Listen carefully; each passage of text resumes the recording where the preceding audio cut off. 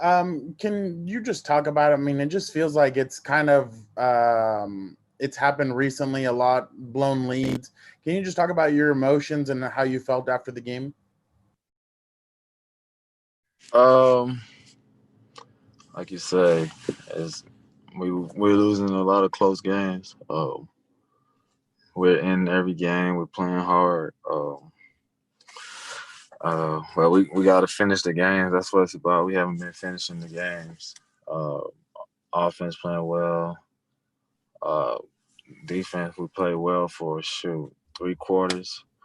Uh, Especially in the first half, and we just didn't finish the game. And we had the defense, we didn't execute as well as we did in the first half. Casey, there was a point where you came off hurt, and then you came back in, but then in that final drive, you weren't in. Uh, are you okay health wise? Was it just something that you couldn't go back in for that final drive? Oh, I'm fine. I'm fine. In the third quarter, I went out for one play. I was a little tight, probably a little dehydrated from the altitude, but I went back in. I was okay to go in. I only missed that one play in that third quarter. I kind of felt like that was the right time to go out, going right into the fourth quarter where I'll get some extra little time. So I went out on that one play in the third, and then on the last drive on defense, I kind of got rolled up on when I went to chop one of the linemen, and his knee hit my calf. So I kind of just bruised up a little bit, and so I was real limpy for like 5 minutes. So it was a little bruise, and it was hurting for the time. And it just seems like the defense. You guys play well for 3 quarters, 2 quarters, and then for 1 quarter, everything just kind of unravels. Can you? I know it's tough, but is there something that you can point your finger towards, like this is the reason why, or is it just one of those things where it's hard to pinpoint? Um, I mean, it's hard to pinpoint. I know, as a whole, each player got a whole, hold a little bit more accountability and go out here and make some of these plays. Uh, you know, I mean, that's what it is. I don't really think you can pinpoint anything. We just got to execute the plays. And then last question for me: do you guys still have faith in Gus Bradley as the defensive coordinator? Oh, for sure. That's my guy. I think Gus been calling some great plays. For sure. We got to execute those play calls. Because inside this defense, one bad mistake can lead to something really big, and we kind of know that as a defense. So we kind of all got to be clicking on all cylinders. But nah, Gus, that's my guy. He's calling the game plan. We got to go out there and execute, uh, and that's what it's about. We got to bring his calls into life. Thanks, Casey. Gilbert. Yeah, Casey, I just want to get your reaction on the trade with Desmond King going to Tennessee. Man, that's part of it. That's part of it. That's part of this NFL. That's part of the league. That happens. Uh, you know, some guy from the 49ers got traded. Guy from the Jets got traded. Around the trade deadline, it happens. So, uh, that's just part of the NFL and that's part of the process. Are you a little disappointed it didn't work out with Desmond? He was an All-Pro a couple of years ago, and I'm sure you guys are very close. Yeah, that's my guy. Uh, I'm really close with Desmond since he got here. I still, outside of football, I talk to him all the time. So, um, that's disappointing to see him leave. Because that's a friend of mine. But I'm happy for him at the same time. He get an opportunity to go somewhere and play, and hopefully he does really well with the Titans. I got a little familiarity. I mean, I'm a little familiar with Nashville because I went to school there. So I told him if you need anything, let me know. Thank you, Casey. Yeah. Cam. Hey, since you're familiar with Nashville, what's some spots you recommend for him to go to right off the bat? I just know some people out there. It's a couple. It's definitely some nice food spots out there. But I know a lot of people out there. So if he need anything, I'm gonna connect it out there with a few people that can help him move around and things like that. So, and I always go back to Nashville. So if he's there, I'm gonna get to see him no matter what. Got you. You touched on it a moment ago about the altitude issue. Did you feel you guys had enough time to kind of adjust, or was there an impact to the lack of time there in Colorado? No. I think we all, was able to. You gotta be a pro throughout the week. We always said, hydrate, and that's what we try to do as much as you can. You try to do as best you can, but it still always hits you different when you get there. So I feel like I was adequate enough, hydrated. I came off of that one play early in that drive because I kind of, just was feeling tight a little bit. So I went out for one play and I was able to, be good the rest of the game. I hydrated enough. I was able to finish the game throughout without being, too dehydrated. Okay, and this has happened a few times, couple times in a row, and then you guys won a game last weekend. But you've given up the defense has given us some double-digit leads. Is this a schematic thing, Casey, or is this a personnel thing, Casey? What do you think in your opinion? It's a team thing. I don't think it's one side of the ball. It's a team thing. Throughout, you can go throughout. We got to find a way to finish as a team.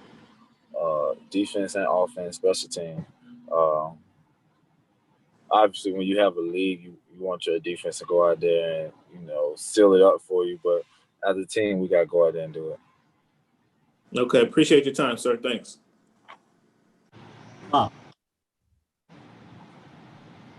Hey Casey, what's your hot chicken place in Nashville? Is it Hattie B's or is that too mainstream? Nah, that's a good spot. Dang, what's the other? It's another spot out there that I go to for brunch. That's really, really good. Then you got breakfast spot, Pancake Pantry. Really good breakfast spot that I go to. I walk through the back door. The people kind of know me there, but they got some new owners, so they're a little iffy on me now. So. All right, I'll add this to my list.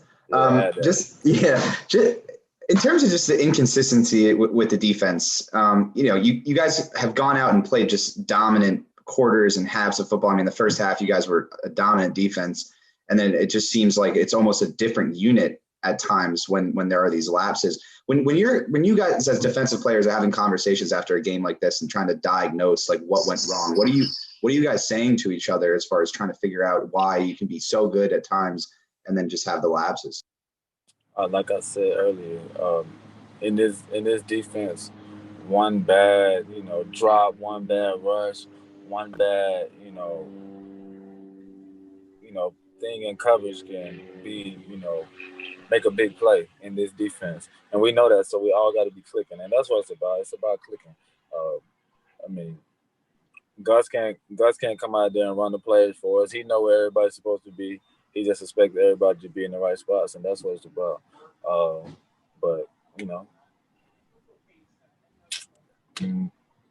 really know outside of that. Is it at all like a mental focus thing? Because obviously, like the key to the defense, like you're saying, is just precision. And then you guys can be precise in one drive, and then the next drive, there just isn't that precision. Is it a focus deal? Do you think at all? I don't know. I can talk about me. I don't really know outside of what nobody else focuses on, but focus for me, that's big. But most of the game, I try to lock in and be locked and loaded pretty much every play as I can be. I have my laps as well throughout the game. Like I have my laps and temper for a play, and that kind of turned it around in that one play. But outside of that, I can talk with myself. I try to be locked and loaded and focus pretty much the whole game, and that's what I try to do, and I hope our whole team try to do that as well.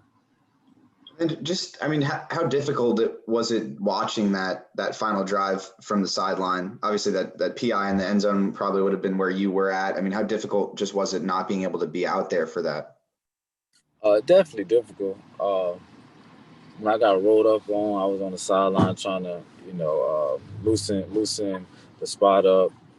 I was running, jogging, but I felt like it was, I think right call for me not to be out there, especially early in that drive, because I wasn't 100% at that moment. I was trying to run it off and things like that. So definitely frustrating because I want to be out there for my guys, and I was playing well that game. So maybe I went through it, but I think it's a hard call. You know, the PI call. I had one of those PI calls the year before, so I told FaceTime, like, it happens, man, and keep your head up, and we got to get to the next game.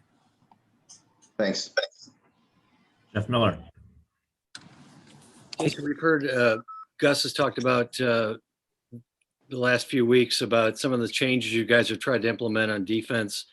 And then based on what you're saying, is it are you guys trying to do too much? Nah, I don't think we're trying to do too much. I think we're calling the same stuff we've been calling all year. So we're calling everything we've been called the last few years as well. So I don't think it's nothing like that. I just, like you say, sometimes we have laps, as players and as humans, where we can make some mistakes. And when it happens, you just hope it's not big mistakes. And when it's been happening to us, it's kind of been some big mistakes. And just given what you guys have gone through here the last few weeks is unprecedented in the NFL. Is there any sense of almost disbelief that this keeps happening? Good question. For sure. I guess the last 4 weeks we've been up 16 plus points. I think that's a stat or something. Yeah, it's crazy. You gotta try to win. You gotta win those games. We got the players. We got the personnel to go and win those games. But we got to find a way as a team to go and finish these games off. Whether that comes from your young guys or your veteran guys, we got to figure out how to win those games. Okay, thanks. Shawn. Hey, Casey. What did you see on that last play? It looked like Jenkins kind of left his man and then went after the quarterback.